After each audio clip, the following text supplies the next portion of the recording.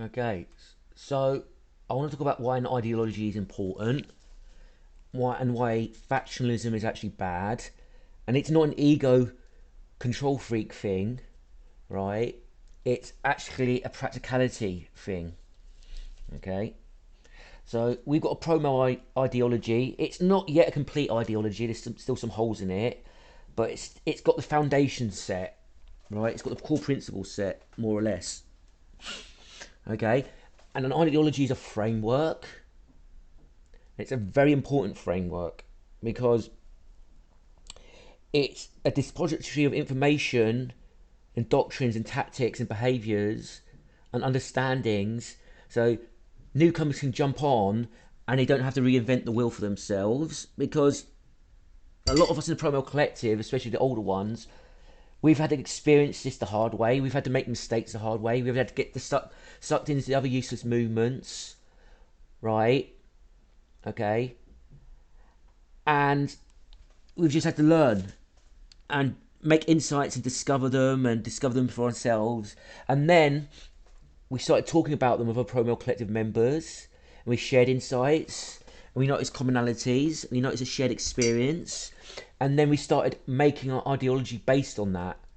And then we tried things, and we succeeded, and we failed, and we made notes of what failed, and we made notes of what succeeded, and what to carry on doing, right?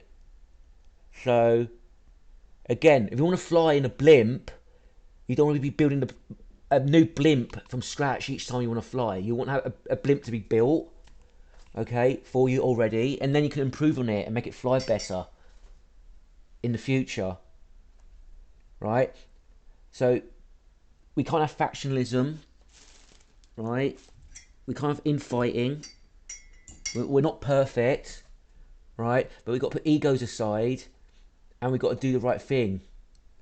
And again, there's some core principles that we already agreed upon, and on those core principles, like with rejecting masculinity, rejecting the term misogyny, okay, being pro-male, rejecting incel terminology and anti-male terms like cuck and soy boy.